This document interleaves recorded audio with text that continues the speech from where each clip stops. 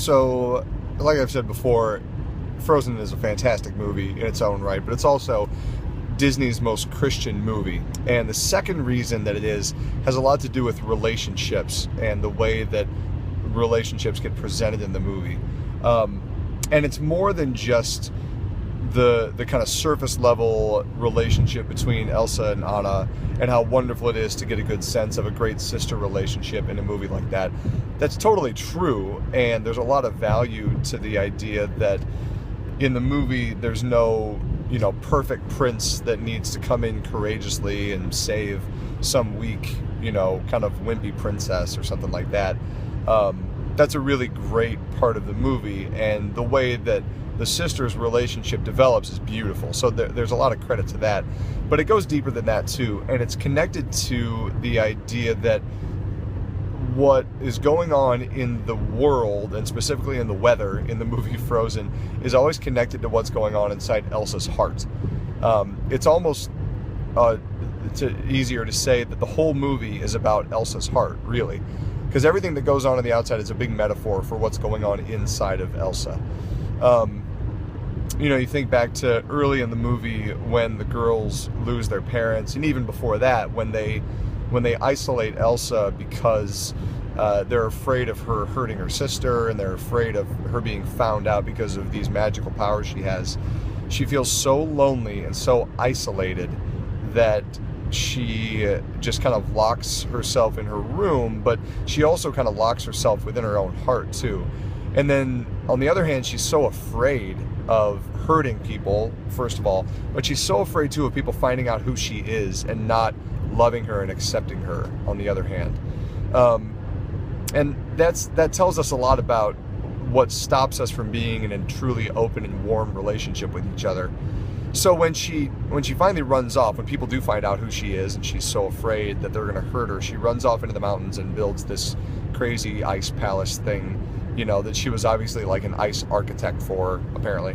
But her being isolated and afraid in the mountains is no different than her really being isolated and afraid in her own castle.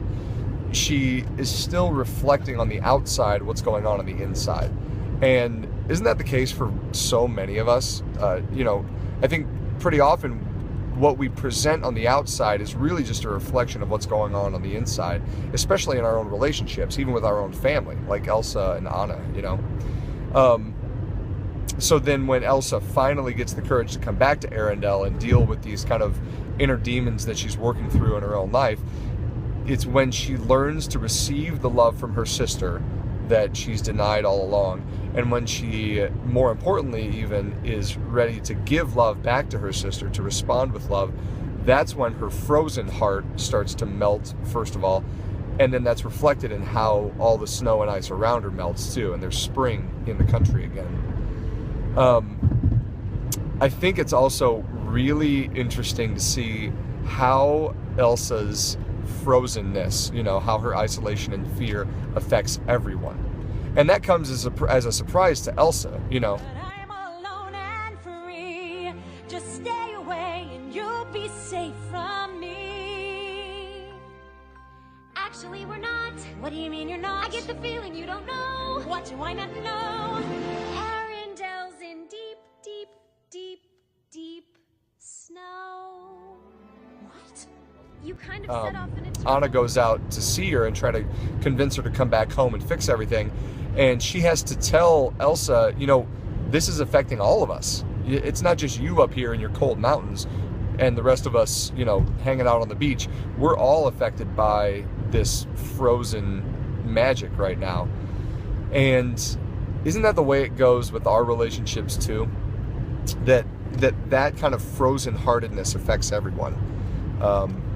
I picture an imaginary family that maybe has like a 20-something son or daughter who's kind of estranged and excluding themselves from the family for whatever reason, if there's hurt feelings or if somebody's mad or kind of offended or whatever. So you can imagine maybe 2-3 Thanksgivings in a row where this brother, sister, whoever, doesn't come home for Thanksgiving dinner. And the rest of the family can get together and they can celebrate and have a good time and a lot of fun. But it doesn't change the fact that there's this one empty seat at the dinner table, and everybody kind of feels that absence. Everybody feels that pain and that loneliness, no matter who has chosen that frozenness and that kind of cold-heartedness for themselves. You know, our interior personality and approach affects all of our relationships.